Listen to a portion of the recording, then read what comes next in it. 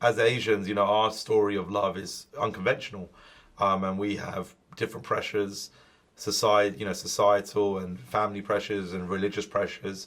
It's a very complex thing. If anything, I think it's way more complex than your average kind of British person. Look at me go. I've got an idea. Why don't we each plan a date for Pia? I would literally stab a baby in the throat to have your bone structure. She then chooses a winner. Are you ready to change your life? As sure as the earth is round. No, this is what I've been trying to tell people. The earth is flat. And brings them as a date on our wedding day. I'm allergic to nuts. Oh, ready? I don't want to. I don't think it's a good idea. Hi all, this is Silas from AsianCultureVulture.com. We're here at the Soho Hotel in London for a round of interviews with the film Picture This, which is going on Amazon Prime. It stars Simone Ashley and hero finds Tiffin. Let's go and find out more. Asim Chaudhry, welcome to AsianCultureVulture.com. How are you? I'm very good, mate. How you doing? Good. I'm well, thank you. Thank you. Good. So tell us about your character Sid in Picture This. Yeah, so my character Sid in Picture This is kind of an Indian tech billionaire, kind of narcissistic, very, very out there, eccentric character. And yeah, it was just something that me and the director and the writer kind of reworked that scene and created this character. And it's kind of based on those kind of international school kind of people.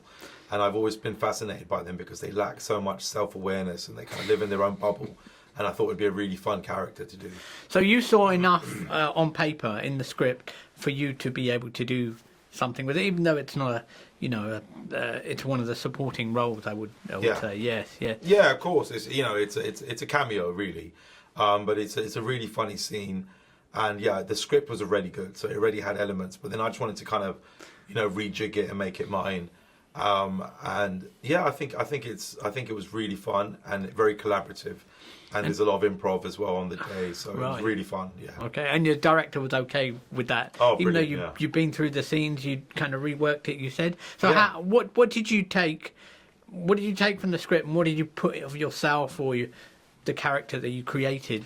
Yeah, I mean, I think at the beginning there was the whole thing of it, him being this kind of rich tech guy, and he had all these lines. But I reworked a lot of it. It's kind of.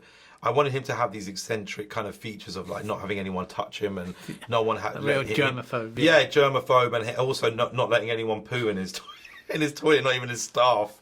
So that's your thing, isn't it? Yeah. I just kind of thought that would be really funny because he's this, like I said, he's just a very quirky, eccentric guy, and he's not really looking for love. I don't know what he's looking for.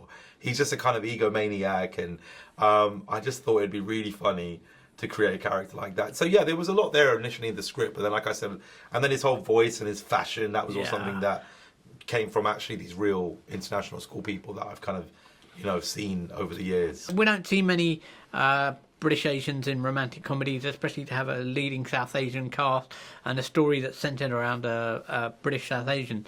Why do you think it's taken so long? Well, I mean, you say that, but we had Bend It Like Beckham back in the day. That was an Asian lead in a rom-com. Obviously, it was a lot filmed in Hounslow as well. Big up Corinda, that. I mean, but then again, it was like a 30-year wait.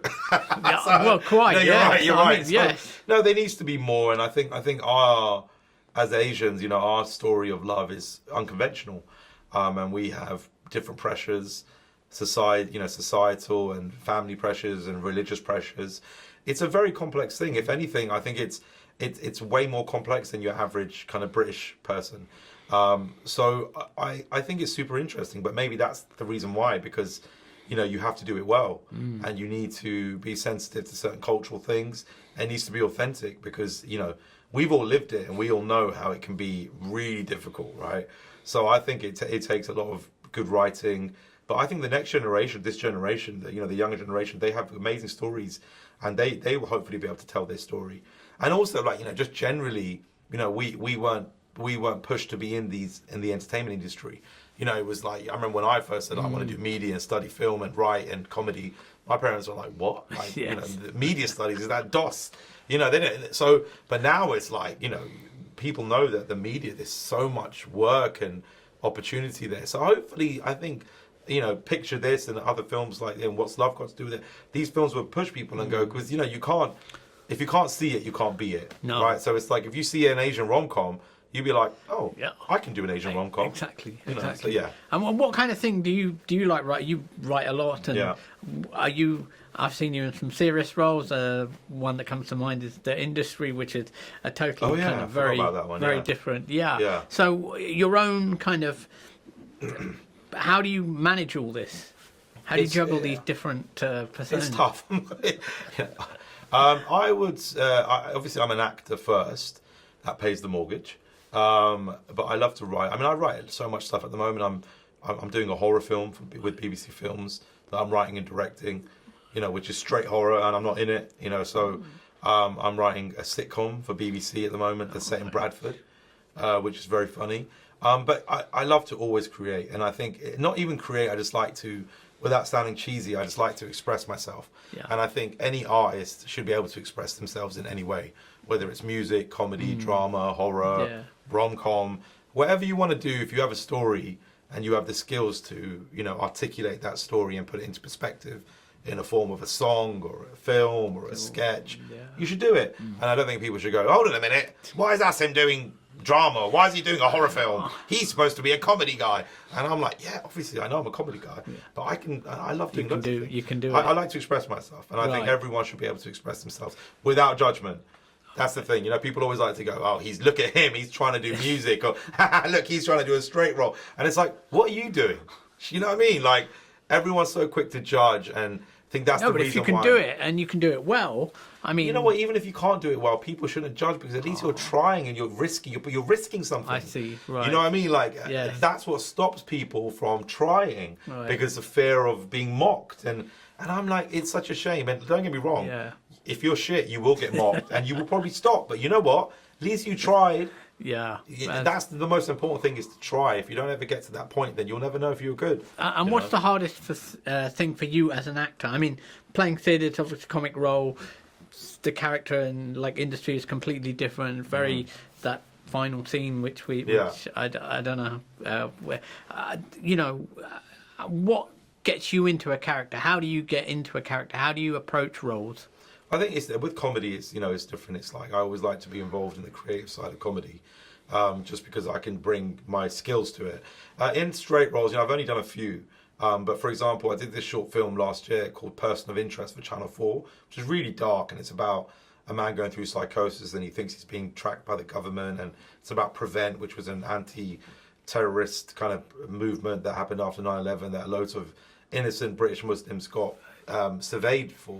So it's about that. That was really dark, So for that, I would do things like, obviously I'm playing a cab driver who's going through psychosis and a lot of trauma. So I was not sleeping for those days. I was like, I need to look really disheveled and tired. So I think I had like 2 or 3 hours sleep every day. So when I'd come on set, I really did look like I was losing my mind, and very angry and very short with everyone. But I let the director know that I kind of, because I'm not, drama's not my main thing. I wanted to really embody that. Feel that. So sometimes you go a little bit method, but I think with comedy, it's like staying in character is always good with comedy. With People Just Nothing, Chabuddy G, and all that stuff. We stayed in character for years. We didn't do an out of character interview for around 6 years. So every interview, even our press for our film, something like this, we'd be in character all day, going on chat shows in character, doing live shows in character. So in a way, that's kind of method as well. Like Sacha Baron Cohen did it for years with Borat and Ali G. So I think that really helps with the believability of a comedy character. But for drama, it's so different. Like I think it's way more intense, because you're doing real things. It's not light, it's dark. Yeah, sure. And what do you think Sid would make of Picture This? He'd probably say, "Oh, you stitched me up. I look like a twat." I don't think he'd like it. I don't think Sid is really into love. I think Sid is into love, but I think only loving himself, which is, in a way, it's good self-love. Yeah. Wonderful. Thank you so much. Cheers, man. Great seeing you again. Thank you very much. Sometimes, Pia, we have to take a risk, even if it's scary.